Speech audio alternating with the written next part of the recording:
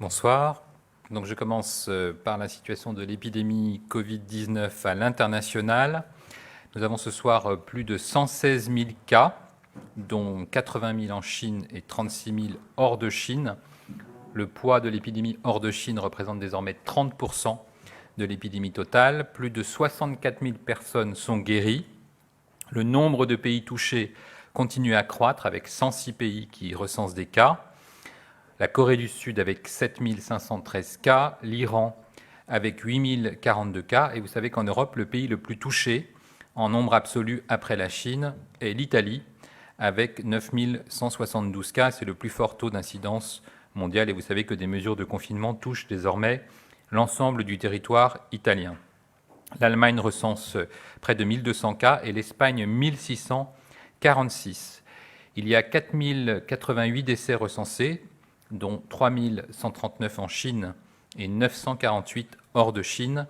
Les pays les plus touchés en dehors de la Chine sont l'Italie, 463 morts, l'Iran, 291 décès, la Corée du Sud avec 54 décès et l'Espagne avec 35. En France, nous sommes au stade 2 avec un objectif clair, celui de freiner la propagation du virus sur le territoire national. Vous savez, l'évolution est probablement inéluctable, difficilement évitable vers une épidémie généralisée sur le territoire, même s'il y a de nombreuses incertitudes scientifiques sur ce virus et sur l'impact des mesures barrières que nous prenons tous à titre individuel et collectif. Le président de la République l'a dit ce matin, nous sommes au tout début de l'épidémie. C'est pourquoi nous avons mobilisé très rapidement plus de 150 établissements, 157 établissements de santé mobilisés en première ligne, mais aussi nous avons mobilisé l'ensemble des établissements de santé en niveau 1 du plan blanc. Nous avons mobilisé les établissements médico-sociaux avec le plan bleu national. Nous mobilisons les réanimateurs pour anticiper la prise en charge des cas les plus graves. Nous mobilisons la réserve sanitaire au plan national et nous faisons donc appel aux candidats, appel aux volontaires. Et je remercie d'ailleurs ce soir le Conseil national de l'Ordre des médecins qui nous soutient dans cette démarche. Et vous savez que j'ai aussi appelé l'ensemble des professionnels de santé à s'inscrire sur DGS Urgent pour être parfaitement informés de la situation d'une part et de la prise en charge optimisée d'autre part. Aujourd'hui, selon Santé publique France, nous avons 1784 cas confirmés en France, soit 372 cas observés en 24 heures, avec 9 situations principales de regroupement de cas en Haute-Savoie, dans l'Oise, dans le Haut-Rhin, dans le Morbihan, après un voyage organisé en Égypte, en Corse, à Ajaccio, dans l'Aude, dans la région Occitanie, et dans le Calvados, en Normandie. Toutes les régions métropolitaines signalent quelques cas, 3 régions en Outre-mer, la Guadeloupe, la Guyane et la Martinique, et les 6 régions les plus touchées en taux d'incidence, en nombre de cas pour rapporter à la population, sont la Corse, le Grand Est, la Bourgogne-Franche-Comté, les Hauts-de-France, l'Île-de-France et Auvergne-Rhône-Alpes. 86 personnes sont dans une situation grave, prise en charge en réanimation, et l'on déplore 33 décès, 19 hommes et 14 femmes, dont 23 personnes de plus de 75 ans, et à chaque fois avec de nombreuses maladies chroniques. Vous le savez, nous appelons à la solidarité nationale et à la protection dès maintenant des personnes les plus fragiles et des plus âgées. Donc nous devons renforcer nos bons comportements, ces nouveaux comportements, ces fameuses mesures barrières, avec en particulier le lavage des mains, et arrêter de s'embrasser ou de se serrer la main. Et puis des bonnes pratiques du bon sens, pas de visite lorsque l'on est malade, et en particulier à nos personnes les plus âgées et à nos personnes fragiles, pas de visite avec des enfants, lorsqu'on se rend chez des personnes âgées ou des personnes fragiles, et puis surtout le bon sens aussi de rester à domicile en isolement, même si l'on a une forme bénigne, parce que l'on est contagieux avec des symptômes, et donc on doit vraiment réduire drastiquement ces contacts. J'en appelle aussi au sens civique et au bon sens sur le bon usage des masques qui doivent évidemment être réservés en priorité aux professionnels de santé.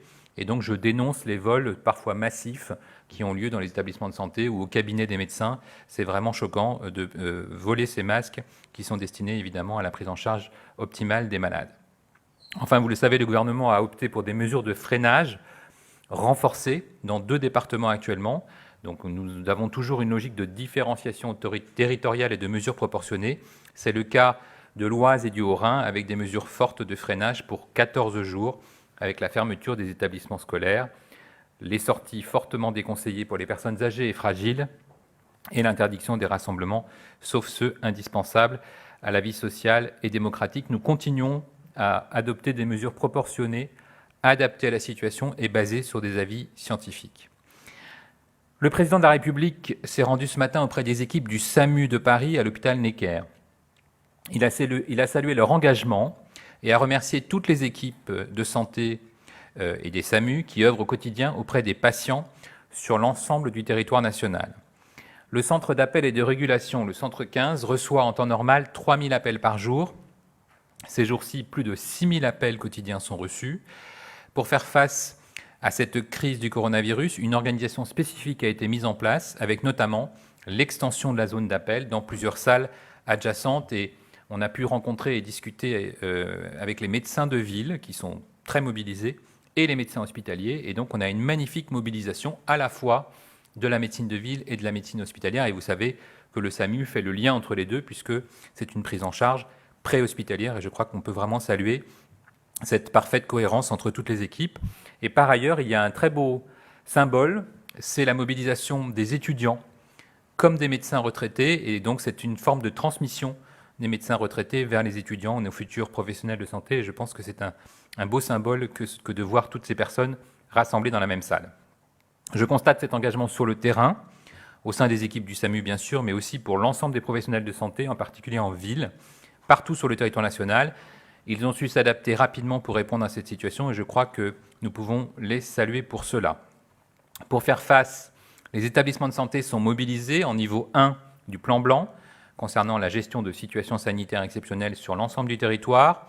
C'est un plan de mobilisation interne afin d'anticiper au mieux le passage en niveau 2. Dans les établissements de santé de référence, des circuits spécifiques sont en place. Ils sont nécessaires pour limiter au maximum le contact de possibles cas suspects avec des personnes en particulier très fragiles. Dans le cadre du plan blanc, la mobilisation des moyens humains et matériels est demandée. Devant l'appel lancé, de très nombreux professionnels de santé ont répondu présents pour un rappel sur le lieu du travail comme pour un engagement dans la réserve sanitaire. C'est un élan de solidarité dans lequel se retrouvent mobilisés de très nombreux professionnels de tout âge, de toute origine, étudiants, actifs ou retraités. Bravo à toutes et à tous. Le président l'a rappelé, nous sommes au stade 2, avec de nombreux cas groupés sur le territoire, mais encore une présence très hétérogène du virus sur le territoire national. La priorité, encore plus aujourd'hui qu'hier, c'est de freiner la diffusion du virus. Les études scientifiques nombreuses montrent clairement que cette stratégie permet d'atténuer l'impact sur la population lors du passage au stade 3 et donc de limiter le pic d'épidémie. C'est dans cette optique que nous mettons en place des mesures très strictes, les gestes barrières que vous connaissez bien, la protection des personnes âgées, des personnes fragiles avec une limitation stricte des visites. Et c'est aussi ce que nous faisons dans les zones les plus touchées, là où le virus circule le plus activement, avec par exemple la fermeture des établissements scolaires. Le ministre des Solidarités et de la Santé, Olivier Véran, a rappelé hier l'intérêt de cette stratégie nationale en reprenant une courbe épidémique publiée dans des grandes revues, vous la voyez derrière moi. Elle est très simple, en fait c'est le rapport entre la prise en charge des malades et le temps dont nous disposons. C'est ce rapport qui va être déterminant dans notre capacité à gérer la crise et en particulier au niveau des établissements hospitaliers. Lors d'un pic d'épidémie, les établissements hospitaliers, comme les professionnels de santé d'ailleurs, font face à beaucoup de malades par rapport à leur capacité de prise en charge. Par nos mesures, et en particulier ces mesures non médicamenteuses, donc il n'y a pas de vaccin, pas de médicaments, mais il y a des très bonnes pratiques que nous favorisons, les mesures barrières, la réduction de la vie sociale, l'interdiction de certains rassemblements, la fermeture des écoles, toutes ces mesures, et c'est démontré scientifiquement par de nombreux papiers, en particulier ce qu'on appelle de la modélisation mathématique, donc ce sont vraiment des travaux de haut niveau effectués tant par des scientifiques français que par des scientifiques étrangers. Toutes ces mesures ont un impact très net pour retarder le pic épidémique et surtout baisser le nombre de malades qui apparaissent sur le territoire, de manière à être tout simplement sous ce fameux seuil en rouge que vous voyez, sous le seuil de saturation. Ça nous permet, et c'est très important, d'éviter que trop de malades soient contaminés sur une période de temps très courte et donc se retrouvent en difficulté pour être pris en charge de façon optimale. Je souhaite le rappeler ce soir, le virus Covid-19, le virus de cette maladie, n'est pas le virus de la grippe. Les scientifiques soulignent à chaque publication, il y a encore une publication du New England fin février qui le rappelle, que le profil clinique, l'aspect de la maladie, la gravité clinique, les signes biologiques, les signes radiologiques ne sont pas ceux de la grippe. Les personnes atteintes ne sont pas les personnes atteintes classiquement par la grippe. Et donc, on doit être attentif à ces spécificités, à ces particularités de ce nouveau virus. Mais je rassure quand même la population, la très grande majorité des formes restent bénignes, 80-85%. C'est pourquoi notre attention doit vraiment se focaliser sur la protection des personnes les plus fragiles d'entre nous, et en particulier de nos personnes âgées. J'en appelle donc à la solidarité, à la responsabilité, à la mobilisation pour protéger autour de nous les personnes qui nous sont les plus chères. C'est vraiment la meilleure arme contre l'épidémie. Il est donc temps de protéger les plus fragiles et les personnes âgées, en rappelant donc pas de visite lorsque l'on est malade, pas d'enfants auprès des personnes fragiles, et le lavage des mains qui doit être très régulier. Vous savez que des instructions précises ont été envoyées aux établissements médico-sociaux et de nouvelles instructions seront envoyées dans les prochaines heures. Changer ses habitudes dans ce contexte particulier est essentiel. Il faut se saluer sans se serrer la main et éviter les embrassades. Les Français sont déjà en train de changer d'habitude et ils doivent prendre conscience qu'il leur appartient de se protéger et de protéger leurs proches. Les personnes malades en particulier ne doivent pas se mêler à des rassemblements, éviter les contacts avec les personnes fragiles, mais surtout, et c'est assez nouveau, elles doivent rester à la maison, ne pas aller travailler. On a tous un engagement, on a tous envie d'aller travailler malgré de la fièvre, malgré une petite toux. Ce n'est pas une bonne idée en ce moment que de prendre les transports et que d'aller à des réunions au travail, parce que c'est comme ça que l'on contamine ses proches. Je souhaite en conclusion faire un rappel sur les numéros de téléphone à la disposition de la population. En cas de questions générales sur les voyages, sur les symptômes, sur les modalités du virus, tout ce qui est général et qui ne nécessite pas une prise en charge médicale, doit faire l'appel auprès du numéro vert, donc le 0800 130 000. En cas de symptômes évocateurs, de la toux, de la fièvre, des signes respiratoires, une difficulté à respirer ou une urgence vitale, évidemment, il faut appeler le 15 ou le 114 pour les personnes sourdes ou malentendantes, mais pour un simple conseil, un avis médical, un avis sur un médicament, une autre pathologie, bien sûr, l'idéal est de consulter son médecin traitant par téléphone éventuellement. Et je rappelle aussi de ne pas pratiquer d'automédication, de ne pas acheter de médicaments sans avis médical. Je vous remercie et je prends maintenant quelques questions.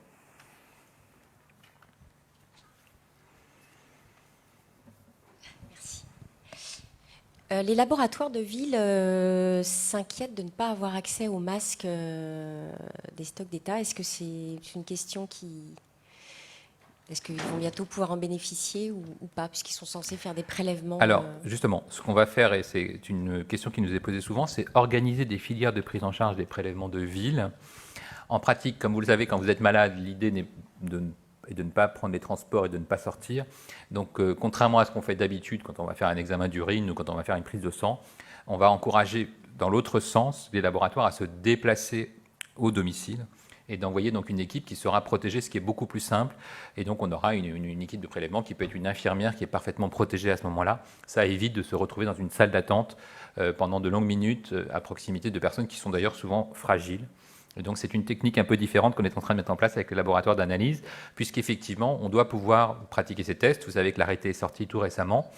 Quand on en a une indication, quand on peut faire des prélèvements à domicile ou dans un foyer, parce que là aussi, ça peut être utile de faire des tests dans un foyer de type EHPAD.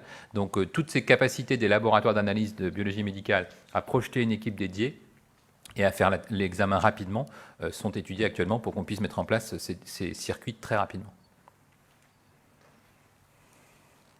Alors, on parle beaucoup du nombre de morts. Est-ce que vous auriez le nombre de personnes guéries en France précisément? Oui, on va vous les donner. La seule chose, c'est que, comme je vous l'ai déjà dit, d'abord, point très important, 98% des gens guérissent. Je le confirme ce soir. La seule chose, c'est que ceux qui sont guéris à domicile ou ceux qui sont sortis de l'hôpital ne se sont pas signalés. Et donc, quand on sort de l'hôpital aujourd'hui avec une infection par coronavirus, l'hôpital ne le signale pas directement. Mais par contre, on a demandé effectivement à Santé publique France de nous donner ce chiffre. qui est, je vous l'ai dit, de 98% des personnes concernées, puisque le taux de mortalité en France reste très bas. Et d'ailleurs, on fait vraiment le maximum pour qu'il soit le plus bas possible.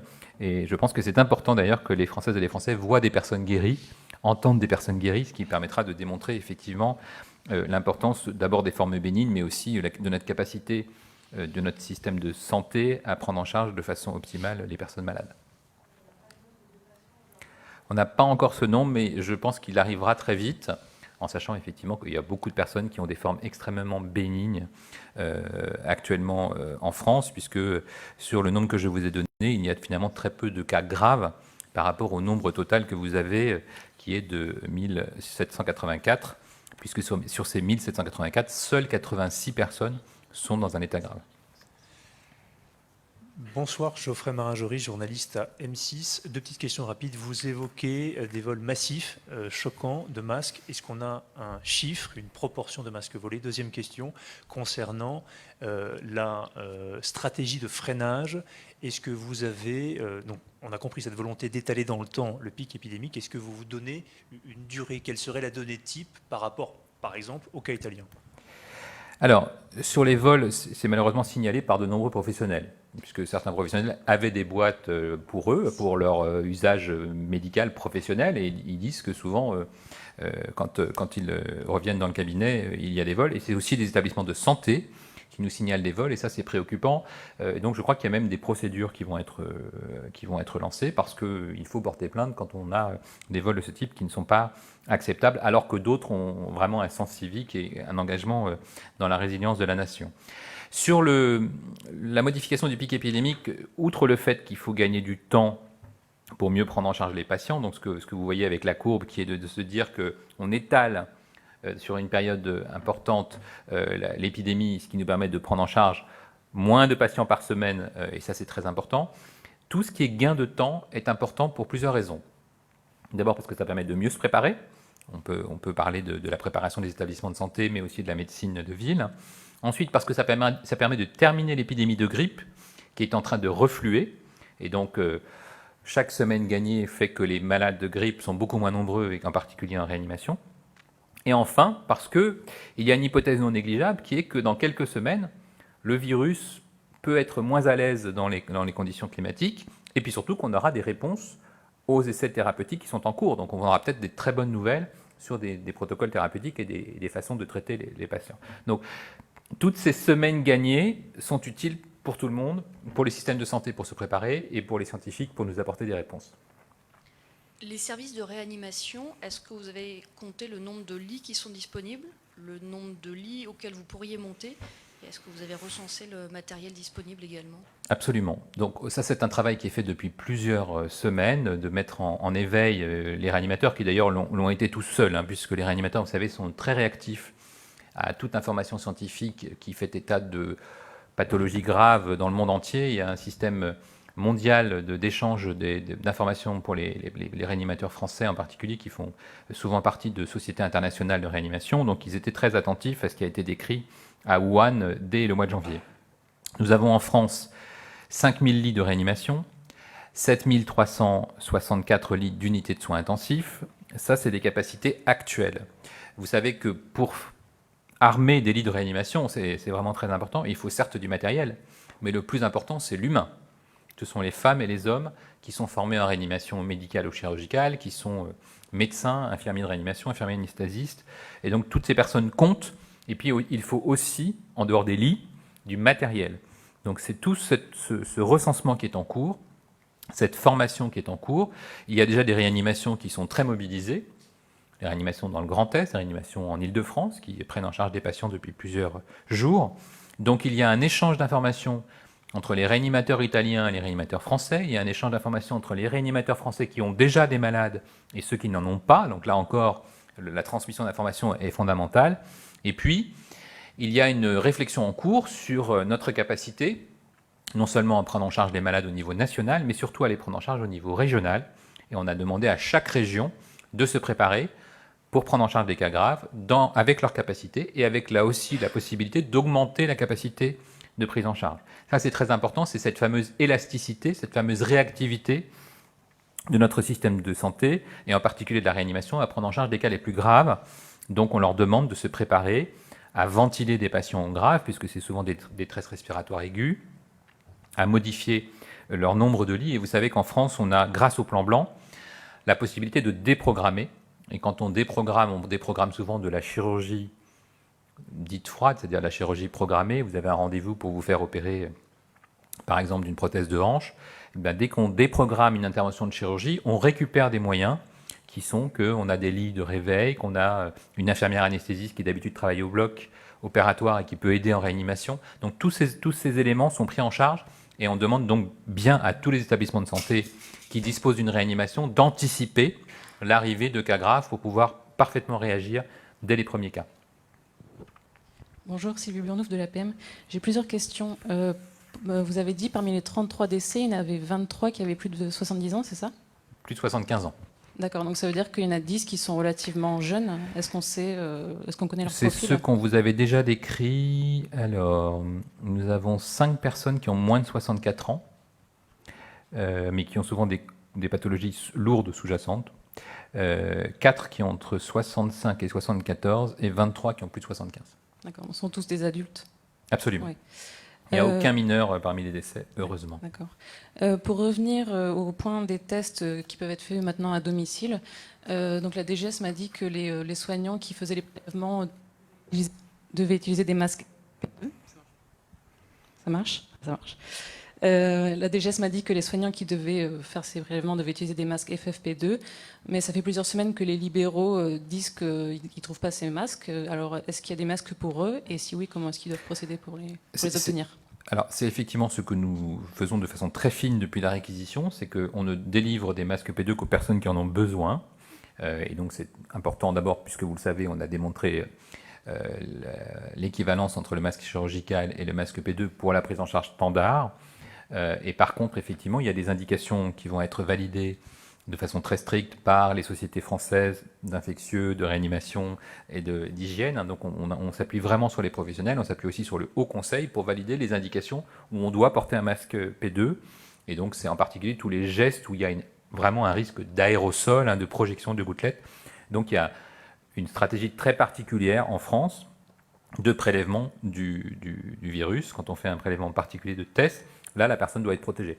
Pas en cosmonaute, comme on a pu le voir sur certaines images, mais vraiment juste protégée, c'est-à-dire effectivement avec un masque protecteur et avec des lunettes, parce qu'il ne faut pas oublier le risque de projection dans les yeux. Donc cette technique d'habillage, ou en tout cas de protection quand on fait un prélèvement, elle est nationale, elle est validée, et donc toutes les personnes qui feront ce prélèvement devront être protégées selon les bonnes normes nationales. Donc il y a des stocks de FFP2 pour eux?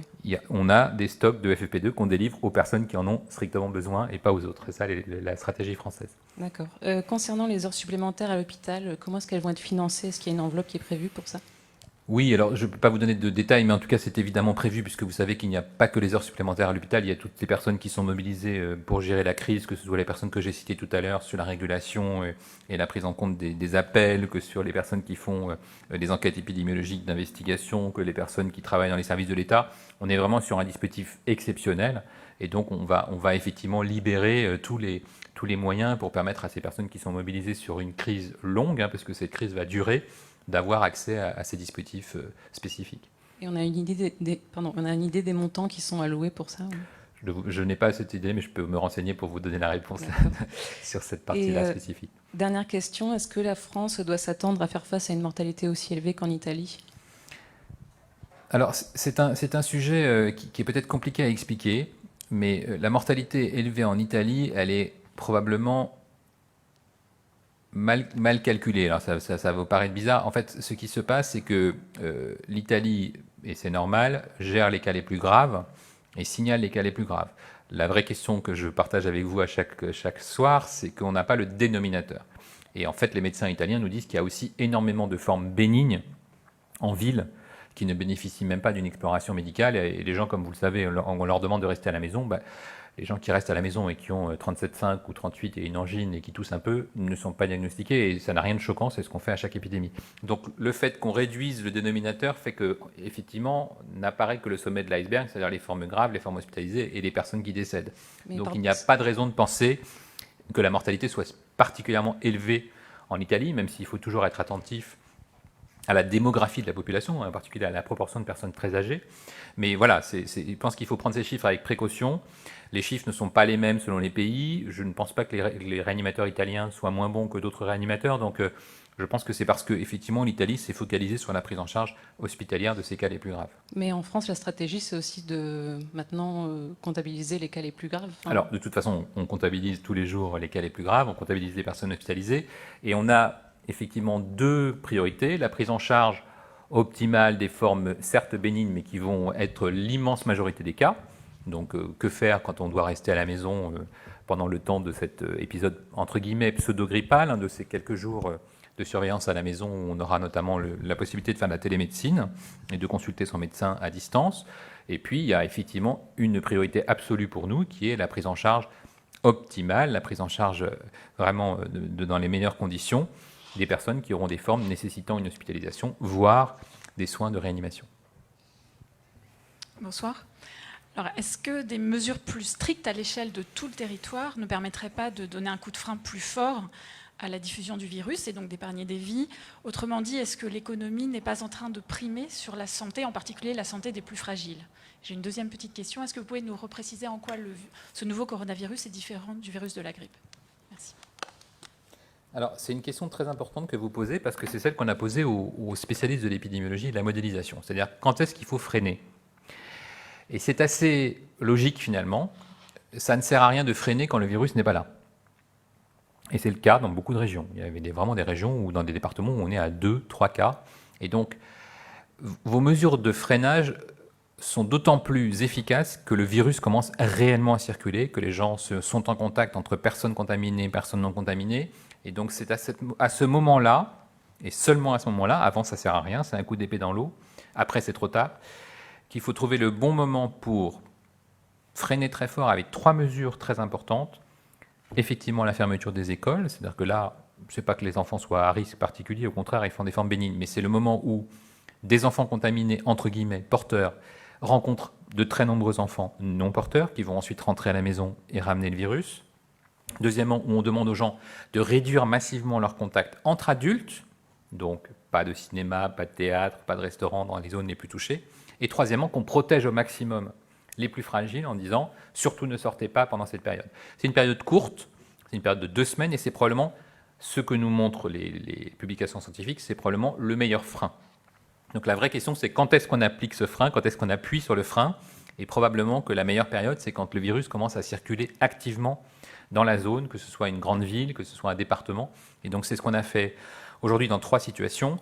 L'Oise, le Haut-Rhin, et on va surveiller dans les prochains jours l'impact de ces mesures de freinage, et plus récemment Ajaccio, où vous savez, il y avait effectivement de nombreux cas dans la ville elle-même d'Ajaccio, et que donc quand on a commencé à voir ce virus se répandre dans la ville, on s'est dit c'est le moment là aussi de mettre en place des mesures particulières. Deuxième question que vous avez posée, la différence entre le coronavirus et la grippe. Immense différence. Le virus de la grippe, on le connaît depuis 100 ans, tous les ans. On l'étudie très bien, on connaît à peu près tout de lui, on sait qu'il est chez l'oiseau, on sait qu'il est chez le porc, on sait qu'il y a des facteurs de fragilité, qu'il mute, on connaît des antiviraux, plusieurs générations d'antiviraux, on a des vaccins tous les ans. Donc c'est un virus qui certes peut beaucoup muter, mais qu'on connaît extrêmement bien, qu'on surveille absolument partout, chez l'animal comme chez l'homme. Là, on est vraiment sur du nouveau virus. Un nouveau virus qui certes, et c'est pour ça que c'est perturbant pour nos concitoyens, ressemble à la grippe en termes de tableau clinique, en termes de symptômes. On a mal à la tête, on a mal partout, on a de la fièvre. Ça ressemble à la grippe. Mais il y a des grandes différences. D'abord, on n'est pas protégé, on n'a pas de vaccin, on n'a pas de traitement, on n'a pas nous-mêmes rencontré ce virus, donc on est entre guillemets naïf et pas immunisé contre ce virus. Mais surtout, il donne des tableaux différents, et c'est pour ça que j'attirais votre attention sur le fait que ce n'était pas une grippette. Il peut donner des formes graves. Il peut donner des formes graves chez des personnes pas si âgées que ça, et chez des personnes qui parfois n'ont pas de pathologie chronique. Donc c'est vrai que plus on est âgé, plus on est fragile, plus on a de maladies, plus on est exposé à faire des formes graves, mais ça peut aussi arriver chez des sujets relativement jeunes qui n'ont pas de pathologie chronique, et ça c'est très différent. Et puis vous avez cette fameuse sévérité dans certaines situations, avec l'immense majorité des cas qui recensent des cas totalement bénins, mais de temps en temps des vraies situations inquiétantes avec des pneumonies, avec des détresses respiratoires. Et donc, il faut être extrêmement vigilant, mobilisé pour prendre en charge ces cas graves de la façon la plus adaptée possible. Alors j'avais 2 questions. Sur le stade 3, est-ce que la France va bientôt passer au stade 3 ?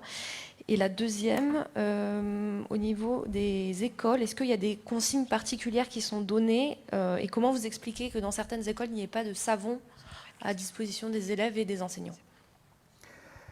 Alors, sur le stade 3, ce n'est pas une décision politique, le président de la République l'a dit, le Premier ministre l'a dit, ce sera simplement une analyse épidémiologique de la situation, avec tout simplement une définition partagée qui est que l'épidémie se répand sur l'ensemble du territoire avec une circulation virale avérée. Et donc, effectivement, l'évolution est rapide. Et donc, on voit bien que cette situation va arriver dans les prochains jours, puisque cette situation évolue très vite et qu'on est très attentif, qu'on réagit jour après jour à l'évolution. Donc, ce n'est pas une cassure, c'est juste une prolongation de la prise en charge. Et en particulier pour les Françaises et les Français, c'est important de dire que toutes les mesures qu'ils ont apprises, toutes les mesures qu'ils ont acquises seront encore plus utiles pour la phase 3, puisque c'est le moment où on aura autour de soi plus de malades. Sur les écoles, je dirais que c'est presque un des points très positifs de cette crise, c'est que les enfants sont très curieux et très demandeurs de savoir comment lutter contre ce virus. Ils ont compris qu'ils n'étaient pas les principales cibles, c'est un point important pour ne pas les inquiéter, ne pas les angoisser, mais ils ont compris qu'on pouvait lutter contre la transmission du virus, et donc tous les ateliers qui participent au lavage des mains, et je sais que les enseignants sont aussi mobilisés sur ce thème, sont utiles. Donc on apprend à se laver les mains, on apprend à utiliser le savon, on peut même faire des ateliers de lavage des mains et de comparaison entre enfants pour savoir qui se lave le mieux les mains, et ça je pense que c'est un des points positifs qui sortira de cette crise du coronavirus. Ok, j'ai 3 questions que je vais poser d'un bloc. Vous parliez de l'Italie, mais on peut aussi poser une question sur l'Allemagne. Comment on explique le nombre de morts aussi faible avec un nombre de cas similaire à celui qu'on trouve en France? Deuxième question, vous parlez des guérisons. Est-ce qu'on peut avoir quand même une évolution des cas de personnes qui sont en situation les plus graves en réanimation? Est-ce qu'il y a des améliorations ou bien est-ce que l'état est stationnaire pour tous depuis le début de l'épidémie? Et troisième élément, sur les généralistes, il y a de plus en plus de généralistes qui sont confrontés à la maladie, particulièrement dans les zones les plus touchées. Je pense à l'Alsace, à l'Oise. Est-ce que dans ces endroits-là, on considère qu'on est dans une phase 3 de fait, que quand on est malade, quand on suppose qu'on est atteint du coronavirus, on continue à appeler le 15, ou est-ce qu'il faut aller chez les généralistes? Et dans ce cas-là, est-ce qu'ils sont suffisamment équipés pour pouvoir répondre à cette situation? Et j'ai une précision à vous demander. Vous parliez de 33 morts tout à l'heure, dans 23 de plus de 70 ans. À chaque fois concernés par une pathologie, c'est tous les morts qui sont à chaque fois concernés par une autre pathologie, ou seulement ceux qui ont plus de 70 ans? Merci. Alors pour répondre à votre dernière question, effectivement, c'est toutes les personnes qui ont des pathologies chroniques, quel que soit leur âge. Il n'y a pas de décès de personnes jeunes sans aucune pathologie. L'Italie, l'Allemagne, effectivement, on n'a pas les mêmes profils démographiques. Et les premières informations qu'on a de l'Allemagne sont qu'ils ont des formes plus bénignes pour l'instant et des formes plutôt chez des sujets jeunes. Donc là aussi, ça peut influer sur la mortalité observée. La guérison, on va y être évidemment attentif. Et vous savez que maintenant, beaucoup de gens nous signalent qu'ils ont des guérisons cliniques prolongées. Donc ça, c'est une bonne nouvelle. On va avoir effectivement à être attentif à l'évolution des personnes qui sont dans la situation la plus grave, qui sont en réanimation. La seule chose qu'il faut bien partager, c'est que les formes graves, et notamment les détresses respiratoires aiguës, nécessitent une réanimation longue, plus longue que la moyenne habituelle d'un séjour en réanimation, et c'est pour ça qu'on est toujours attentif à s'assurer que l'évolution est favorable. Sur les zones les plus touchées, il y a une circulation virale intense, c'est décrit par l'ensemble de nos confrères, l'ensemble des médecins de certaines zones autour de Mulhouse, de Colmar, de Strasbourg, et qui nous disent qu'ils ont de plus en plus de patients qui consultent, voire même de professionnels de santé qui sont contaminés, parce que les professionnels de santé ne sont pas différents des autres, ils circulent aussi et ils ont des contacts dans la ville. Et donc, effectivement, on peut parfaitement imaginer que la médecine de ville prenne en charge la plupart des patients, en sachant que les conseils sont très logiques. Quand on est malade, on peut appeler son médecin traitant. On est dans des territoires où les gens ont beaucoup de médecins traitants, et tant mieux.